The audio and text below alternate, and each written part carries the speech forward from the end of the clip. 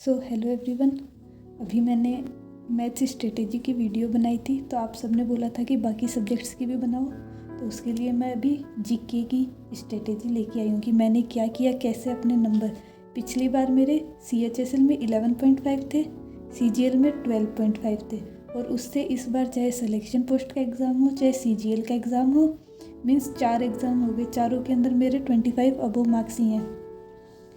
तो सबसे पहले मैं आपको सारे के सारे सब्जेक्ट कैसे कवर करने हैं उनके बारे में बताऊंगी, और जो गेस वर्क है कैसे काम करता है इसके लिए मैं आपको लास्ट के अंदर की कैसे आपको देखना है कि आपका गेस वर्क कर रहा है नहीं कर रहा है, उसके लिए लास्ट के अंदर सारी चीज़ें। मैंने जब 2024 का CGL दिया था तो उस टाइम मुझे नहीं पता था परमार सर के बारे में, लेकिन फिर जब मैंने रिव्यूज़ देखे, सब बोल रहे थे कि सब परमार सर के पढ़ाए हुए से, तो फिर मैंने परमार सर का चैनल देखा और मुझे सच में अच्छा लगा।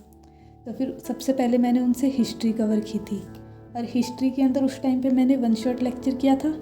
पर अभी अगर आपके पास फैटमन बुक है तो आपको FRB करनी चाहिए उन सर की, कि डेली ये टारगेट रखो कि जैसे कोई भी एक सब्जेक्ट लेके चलो, कि अगर हिस्ट्री स्टार्ट कर दी तो फिर 2 से 3 वीडियो देखनी उनकी, और फिर फैटमैन से वो सारा का सारा पढ़ लेना। Same to same for geography, FRB करनी।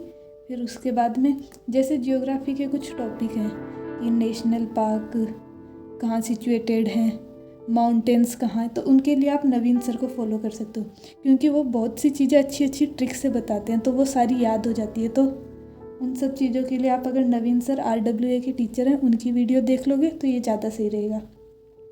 फिर बात करते हैं इकोनॉमिक्स की। तो फिर इसमें आपको FRB से ज़्यादा अगर आप यूट्यूब पे सर्च करोगे इकोनॉमिक्स परमार 3.0, तो फिर आपको इकोनॉमिक्स की 9 वीडियोस मिल जाएगी, 9 to 10 वीडियोस है। तो फिर आप अगर डेली की 3 वीडियो का भी टारगेट लेके चलोगे कि 1.5x पे देख ली, तो फिर भी आप 3-4 दिन के अंदर अपनी इकोनॉमिक्स कंप्लीट कर सकते हो। फिर बात करें पॉलिटिक्स की, तो इसके लिए परमार सर और नवीन सर दोनों, क्योंकि कुछ ट्रिक्स है जो परमार सर ने अच्छी बता रखी है कुछ आर्टिकल्स की, कुछ की नवीन सर ने। तो अगर आप मतलब हर के जैसे कि अपनी नोटबुक के अंदर जो नोट्स बनाओ उसके अंदर हेडिंग डाली प्रेसिडेंट, फिर उसके बाद में जिस भी टीचर की आपको ट्रिक सही लगे वो ट्रिक सारी आर्टिकल के साथ लिख लेनी है।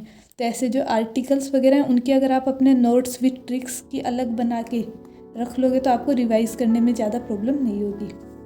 पॉलिटी के अंदर जो आर्टिकल्स है वो बहुत मेन टॉपिक है, तो आपको करना है कि आप ज़्यादा से ज़्यादा आर्टिकल रिवाइज़ करो और खुद से अपनी ट्रिक बनाओ। तो कुछ जो ट्रिक होंगी वो आपके खुद के माइंड के अंदर, कि आपने कुछ भी आर्टिकल देखा उससे रिलेटेड अगर आपके माइंड में कुछ आ रहा है वर्ड, तो वो आप उसको थोड़ा सा दिमाग में रख लो, कि वहाँ पे आपको ऑप्शन एलिमिनेशन करने में बहुत ईजी, बहुत हेल्प मिलेगी।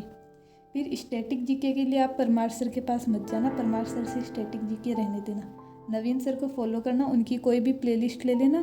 फिर उसके बाद में उनकी सारी ट्रिक अगर आप एक वीडियो को 2 बार देख लोगे फिर आपको किसी भी और चीज़ की नीड नहीं है।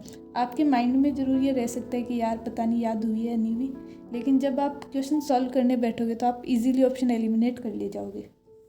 तो फिर अब आता है सबसे मेन पार्ट जो कि है इंक्रीज अटेम्प्ट्स, कि अगर हम कर ही 5-6 क्वेश्चन रहे हैं तो फिर हम कैसे उम्मीद कर लेंगे कि हमारे ज़्यादा मार्क्स आएंगे। तो इसके लिए आपको नंबर ऑफ़ अटेम्प्ट्स बढ़ाने पड़ेंगे।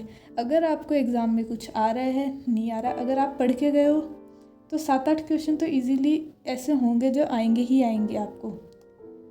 जब मैंने अपनी प्रिपरेशन स्टार्ट की थी तो स्टार्टिंग में मेरा भी यही रहता था कि मैं सिर्फ 6-7 क्वेश्चन जितने मुझे आते हैं उतने मैं अटैम्प्ट करती थी, फिर मेरे 8 से 9 नंबर आ जाते थे, इतने ही मार्क्स आते थे मेरे। अगर मुझे कुछ लग रहा है कि हाँ यार ये आंसर सही हो सकता है, फिर भी मैं नहीं करती थी कि कहीं नेगेटिव ना हो जाए। पर अपन को ऐसी मिस्टेक करने से बचना है, कि इसके लिए आप सबसे पहले चेक करो कि आपका गेस वर्क कर रहा है या नहीं कर रहा। तो इसके लिए आप लोग जाओगे सेक्शनल टेस्ट के ऊपर। आपको क्या करना है कि सारे के सारे क्वेश्चन मीन्स आप अगर 25 क्वेश्चन हैं तो उनमें से आप 20+ क्वेश्चन अटैम्प्ट करो। फिर उसके बाद में अटैम्प्ट कर लिए 1 गो के अंदर 20+ क्वेश्चन, उसके बाद में आप जाके और नोट करो एक नोटबुक के अंदर कि इनमें से अगर मैं करता कि रियल के अंदर अगर मुझे जितने क्वेश्चन आते हैं वो कौन कौन से हैं, तो आप देखोगे कि इनमें से आपको 8-10 क्वेश्चन होंगे जो आपको लगेगा कि हाँ ये तो मुझे श्योर आते थे। तो इसके अलावा जो बाकी के क्वेश्चन होंगे फिर आप देखना कि अगर या तो मैं अपने 8-7 क्वेश्चन ही करता या मैंने 20+ अटैम्प्ट किए तो किस में मेरे मार्क्स ज़्यादा आ रहे हैं। मोस्ट ऑफ द केसेस ये होगा कि जैसे अगर आप अपने 8-10 क्वेश्चन ही अटैम्प्ट करते तो आपके 13-14 मार्क्स आ जाते, लेकिन अगर आप 20+ अटैम्प्ट करोगे तो ईजिली आपके मार्क्स धीरे धीरे 20+ जाना स्टार्ट हो जाएंगे। 1-2 बार ऐसा भी होगा कि जैसे अगर आप अटैम्प्ट करते और आपके 13-14 मार्क्स आ जाते, पर आपने ज़्यादा अटैम्प्ट किए तो 1-2 मार्क्स कम हो गया, पर जो नेगेटिव के अंदर जाएगा वो सिर्फ 1 या 2 मार्क्स ही जाएगा। लेकिन अगर आपके नंबर पॉजिटिव में गए तो वो आपको बहुत ज़्यादा बेनिफिट दे सकते हैं।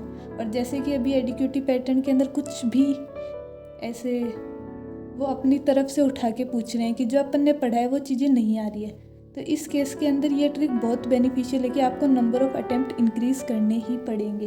तो मैंने भी अपने केस में ये किया था कि ट्राई किया था कि अपन करके देखते हैं क्या होता है, तो मेरे हर बार नंबर इंक्रीज़ हुए। 1-2 बार ज़रूर डाउन के अंदर गए, पर अगर जहाँ पे 99% पॉसिबिलिटी है कि अपने मार्क्स इंक्रीज़ होंगे और 1% है कि डाउन हो सकते हैं, तो हमें 99% के साथ ही तो जाना चाहिए।